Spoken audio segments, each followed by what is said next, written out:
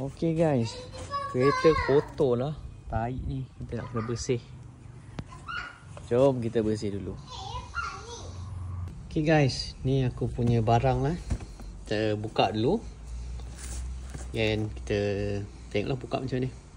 Okay, ni barang dia bagilah. Kita buka. Okay lah, banyak agak ni. Macam benda. Tengok dulu lah. Dan try pasang. Okay, ni barang dia bekasi. Ni dia. Ni je yang normal punya. Ni free gift ni. Campur-campur semua ni.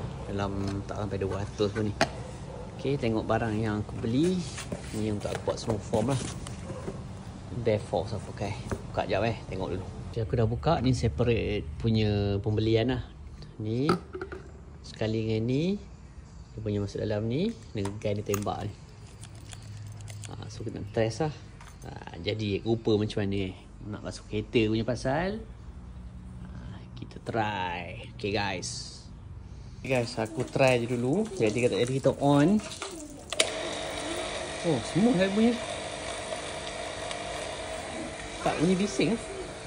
Not bad. Not bad. Try. Oh, jadi. Jadi.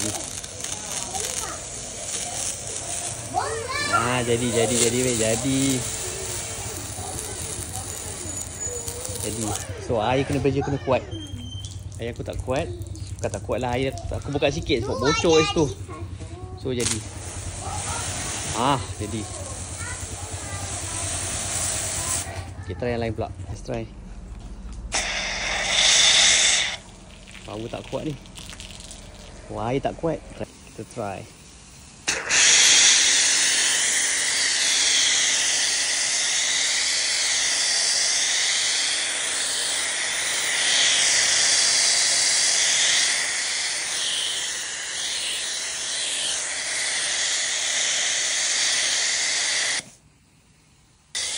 Guys, kalau nak bagi sabun tu banyak, buih tu banyak lah.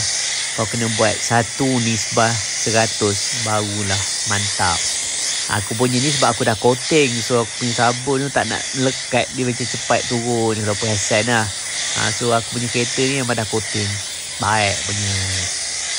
Kau spray sabun tu dekat semua tempat bahagian ni. Lepas tu nanti kau bolehlah cuci tu. Ni aku spray banyak-banyak ni. Lepas aku dah spray sabun tu, kebiasaannya aku bagi dalam 1 ke 2 minit lah. Bagi sabun tu duduk dekat cat aku tu. Barulah aku cuci ataupun berus pakai ni lah. Yang ni mop lah cakap. Ni standard orang sekarang pakai mop.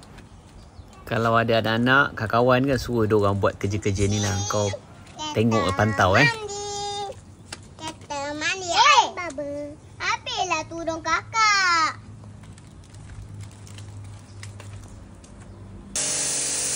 Okay, dah siap mop semua tu. Barulah basuh balik pakai air biasa je. Spray gun balik. Ni pun seronok je. Cuci pun rasa bersih. Sebab bila dah pakai coating ni, best lah. Bila dah basuh, dia kena lap. Macam manusia lah. Lepas mandi, kita lap badan kita lah. Sama macam kita kena lap. So, pastikan kau ada kain pengelap yang betul lah, yang untuk kereta punya.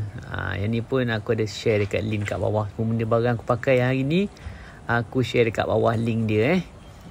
Ini final product selepas siap. Okay guys, bye.